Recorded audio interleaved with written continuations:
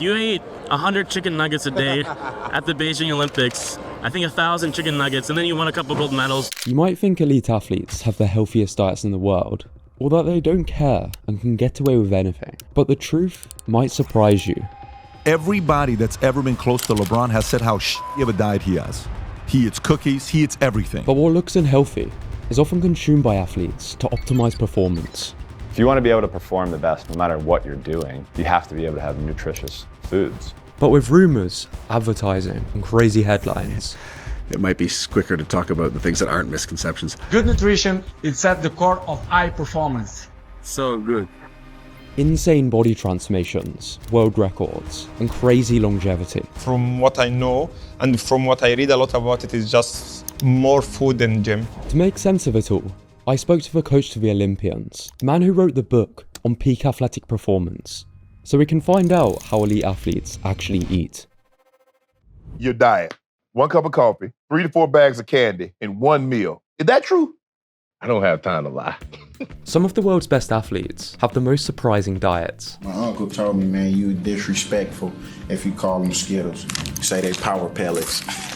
Marshawn Lynch consumed so many Skittles during games, fans held up signs saying, "Feed him and he'll run." Meanwhile, the NFL's fastest player, the Cheetah, credits his speed to an unexpected pre-game snack.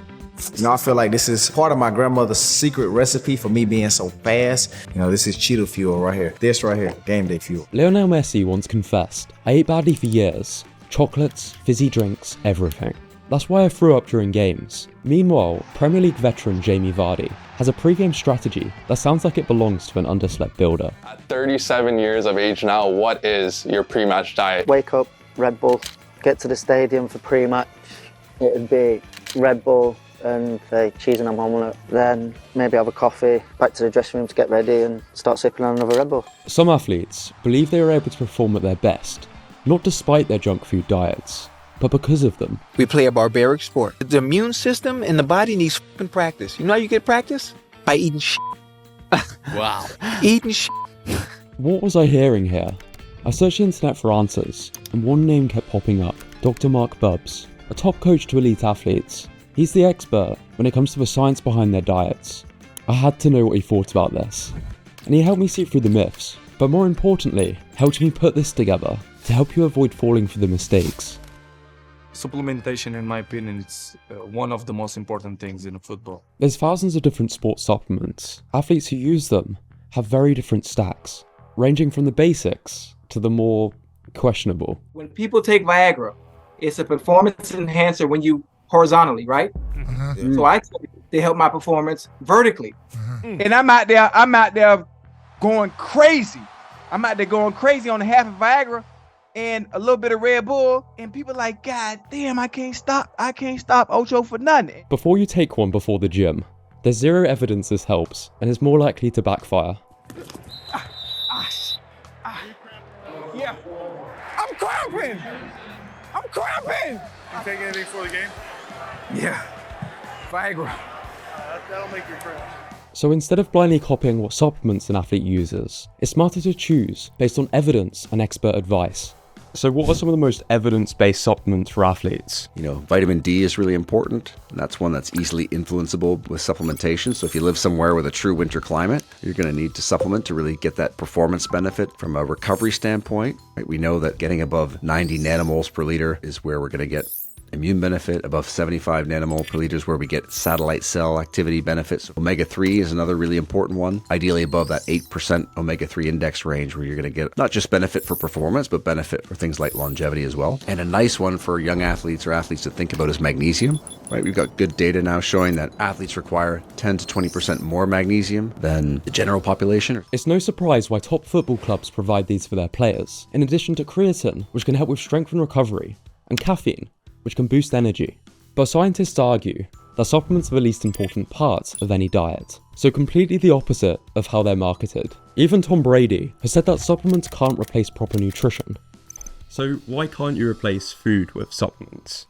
When you get certain things from food, like if you eat the whole orange, then you're getting all the array of different micronutrients in there, and they do have a synergistic effect. So this is why you hear a lot about a food-first approach, which is part of my philosophy as well. We want to try to get things in from food. So if it's not the supplements they take which sets them apart, then is knowing which foods are good and which foods are bad what makes the difference.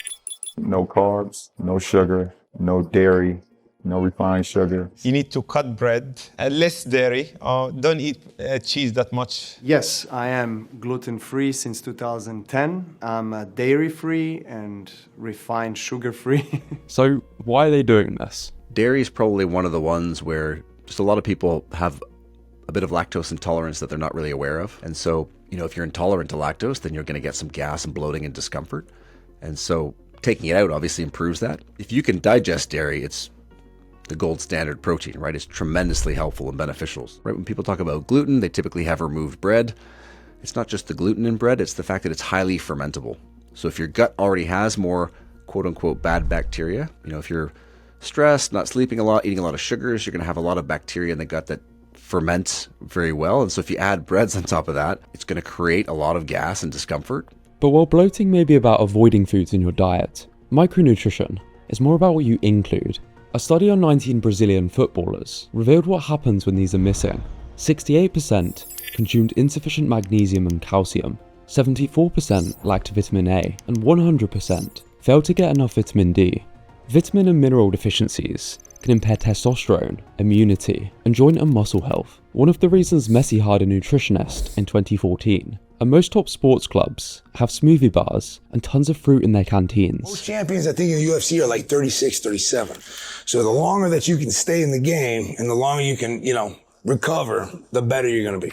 Private chefs and nutritionists handle a lot of the complexity, but the 2024 EPL top scorer boils it down to a simple rule. I try to eat things that's real, with as less ingredients as possible. I think you got so much processed things in this world right now, so I think that's the thing, to eat real. Meat, fish, veggies, fruit. But wait, didn't we just learn? He eats cookies, he eats everything. We know from the research that dietary recall is really bad, right? And so you'll get somebody's diet on one day, and all of a sudden that becomes what they do every day. We saw this many years ago with Chris Froome in the Tour de France. He posted a picture of a low-carb breakfast, and everybody on the internet went crazy saying, hey, look, this guy's low-carb. That was one meal that he had for a planned and purposeful reason of strategically underfueling that morning. But it wasn't what he eats every day. While 𝗘𝗵𝗵𝗁 claimed to run on candy earlier, he stated the opposite to GQ, that he was on a low-carb, vegetable diet. This guy. But the best athletes do include junk food in their diets.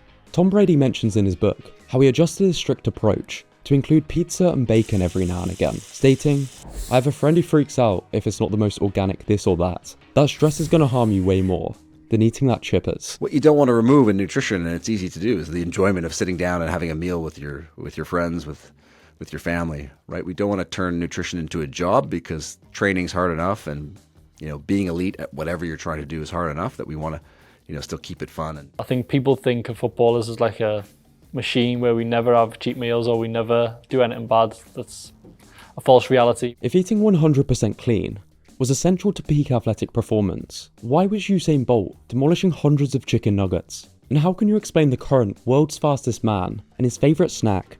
Raisin Bran Crunch, a necessity of all necessities. Elite athletes don't always stick to a healthy diet. Some go for surprising and unhealthy pre-game meals. So let's take a look. Before a competition for me would be like a chicken breast and maybe a little pasta. Carbs help because you're going to go out and play a lot of minutes and things of that nature. It depends on the individual, but typically athletes are creatures of habit, so they like to have very similar meals before games. For example, carbohydrate bars, and banana, a lot of gels and stuff to get the energy back into your body. Health is not the same as performance, and it's not the same as body composition. And so, my philosophy is thinking about it like a triangle. Each end of that triangle, you've got health on the top, let's say. On the lower right, you've got performance, and on the lower left, you've got body composition. If you're trying to qualify for the Olympics and it's every 4 years, you're going to really optimize to peak at that time. So you're moving yourself towards that lower right-hand corner for performance, but ultimately it's coming at the sacrifice of your health to a certain degree, because if you talk to any of the Olympians afterwards, they're worn out for weeks, months after the Olympics, right? This is sometimes the misnomer we see in social media or online, this idea of just being optimized 24/7, 365. For some athletes, this might mean eating candy or hundreds of chicken nuggets. I was just making sure I had the right food because You're in China, so you don't want to eat anything you don't know. It's not uncommon for athletes to consume pure sugar before competitions. This is where speed, right? The ability for the food to get it from your mouth through your gut and into the tissue is the limiting factor. And so this is where those simple sugars can be really effective. But most athletes' pre-game meals are fairly similar. I love sweet potato, chicken, broccoli, and some vegetables. Ronaldo often has chicken, broccoli, and rice, while Simone Biles aims for a salad, chicken, and vegetables. Around a match day, we won't serve red meat generally the night before the game because it's just too hard to break down. You know, it depends on your sport, depends on the individual, but certainly you're looking to have the bolus of protein, whether it's 20 or 40 grams, and then the amount of carbohydrate will depend really on the athlete, but a decent size of a complex carbohydrate, and then, the amount of vegetable or fruit or etc. is really negotiable depending on how they feel and what they like to have before a game. But there's no way elite athletes end up performing and looking like they do because of nutrient timing. What's more essential is the overall protein, carbs, and fats athletes consume.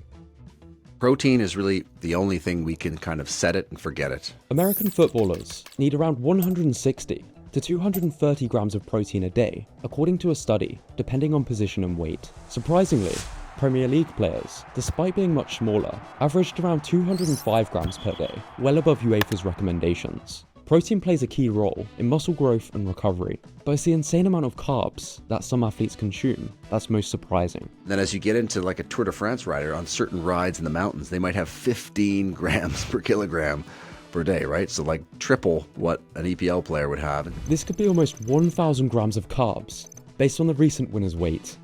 Lastly, while many people demonize them on social media, athletes typically consume 20 to 35% of their calories from fats for health and vitamin absorption.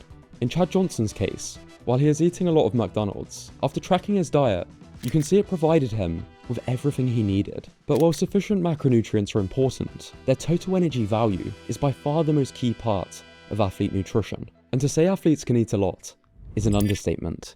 Calories will vary depending on the individual, depending on how many minutes they're playing. And so with basketball, 4,000 calories. American footballers consume upwards of 5,000 calories a day, depending on their position and weight, over double that of the average person. While Premier League footballers burnt 3,789 calories on match days and 2,956 calories on training days, on average, according to a small study.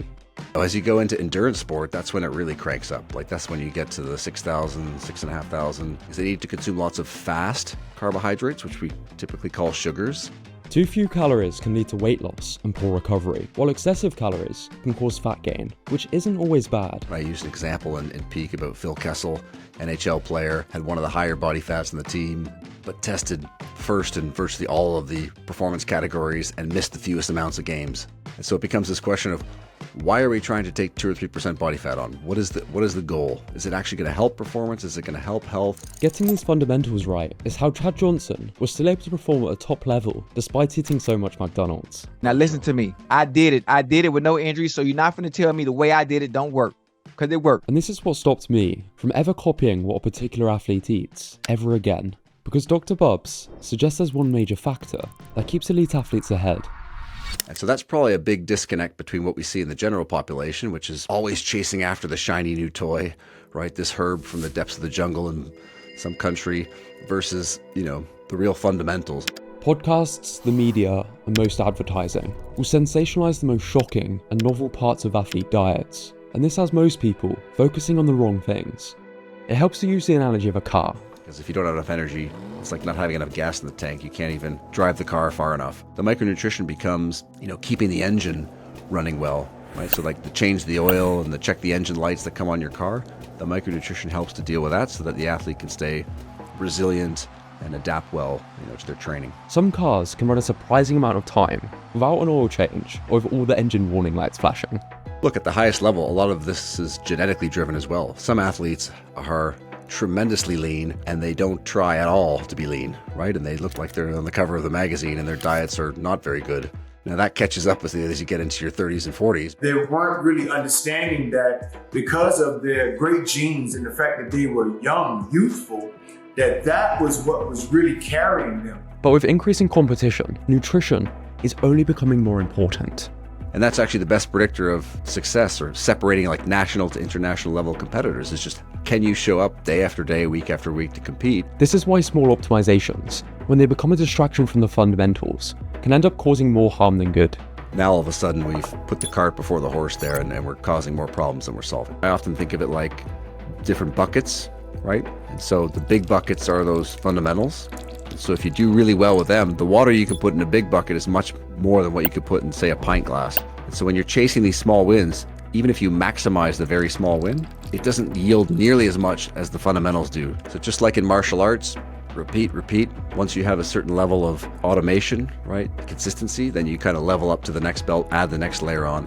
And what I've found over the years is that that's the best way, because then clients, whether you're a professional athlete, a weekend warrior, someone trying to really push themselves, all of a sudden you just start making better decisions, and your worst decision becomes much better, which is actually a really big win. Please remember this: the next time you see someone on social media pushing a diet based on what athletes eat, elite athletes don't succeed because of niche methods. They excel because they master the fundamentals better than anyone else. Consistency predicts the outcome. This video wouldn't have been possible without Dr. Marc Bubbs, and I highly recommend his book if you want to dive into peak performance from a world-leading coach. Of course, I'll link all of his books and coaching in the description. As always, thanks for watching, and don't miss the first video in the series, How Elite Athletes Actually Sleep.